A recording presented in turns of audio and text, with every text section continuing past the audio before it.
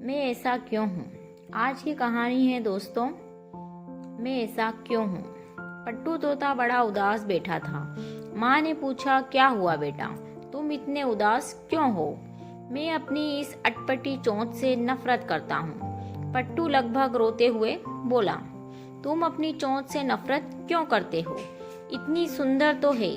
माँ ने समझाने की कोशिश की, नहीं, बाकी सभी पक्षियों की चोंच कहीं अच्छी है। बिरजूबाज, कालू कौवा, कल्की कोयल, सभी की चोंच मुझसे अच्छी है, पर मैं ऐसा क्यों हूँ। पट्टू उदास बैठ गया। माँ कुछ देर शांति से बैठ गई। उसे भी लगा कि शायद पट्टू सही कह रहा है। पट्टू को समझाए तो कैसे।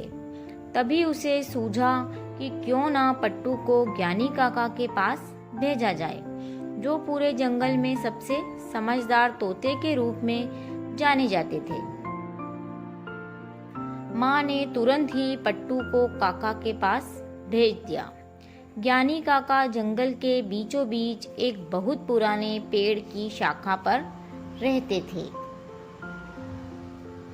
पट्टू उनके समक्ष जाकर बैठ गया और पूछा, काका मेरी एक समस्या है। प्यारे बच्चे, तुम्हें क्या दिक्कत है, बताओ मुझे, काका बोले। पट्टू बताने लगा, मुझे मेरी चोंच पसंद नहीं है। ये कितनी अटपटी सी लगती है, बिल्कुल भी अच्छी नहीं लगती। वहीं मेरे दोस्त बिरजूबाज, कालू कौवा, कल्की कोयल, सभी की चोंच कितनी सुंदर है। काका बोले, सो तो ये है, उनकी चोंच तो अच्छी है। खैर, तुम ये बताओ कि क्या तुम्हें खाने में केचुए और कीड़े मकोड़े पसंद हैं? छी, ऐसी बेकार चीजें तो मैं कभी न खाऊं। पट्टू ने झट से जवाब दिया। अच्छा छोड़ो, क्या तुम्हें मछलियाँ खिलाई जाएं? काका ने पूछा, या फिर तुम्हें खरगोश और चूहे परोसे जाएं? वेक, काका कैसी बातें कर रहे हैं आप।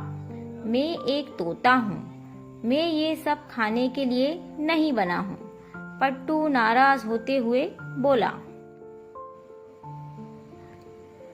बिल्कुल सही, काका बोले, यही तो मैं तुम्हें समझाना चाहता था।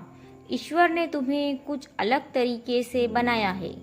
जो तुम पसंद करते हो वो तुम्हारे दोस्तों को पसंद नहीं आएगा, और जो तुम्हारे दोस्त पसंद करते हैं वो तुम्हें नहीं भाएगा। सोचो, अगर तुम्हारी चोंच जैसी है वैसी नहीं होती तो क्या तुम अपनी फेवरेट ब्राजीलियन अखरोट खा पाते? नहीं ना। इसलिए अपना जीवन ये सोचने में ना लगाओ कि दूसरों के पास क्या है क्या नहीं। बस ये जानो कि तुम जिन गुणों के साथ पैदा हुए हो उसका सर्वश्रेष्ठ उपयोग कैसे किया जा सकता है, और उसे अधिक से अधिक कैसे विकसित किया जा सकता है। पट्टू काका की बात समझ चुका था। वह खुशी खुशी अपनी माँ के पास वापस लौट गया। पट्टू तोते की तरह ही बहुत से लोग अक्सर अपने पॉजिटिव पॉइंट्स को काउंट करके खुश होने की बजाय दूसरों की योग्यताएं और उपलब्धियां देखकर कंपैरिजन में लग जाते हैं। फ्रेंड्स, दूसरों को देखकर कुछ सीखना और कुछ कर गुजरने के लिए इंस्पायर होना तो ठीक है, पर बेकार है कंपैरिजन कर किसी से ईर्ष्या करना। हमें डिसअपॉइंट्स की ही करता है।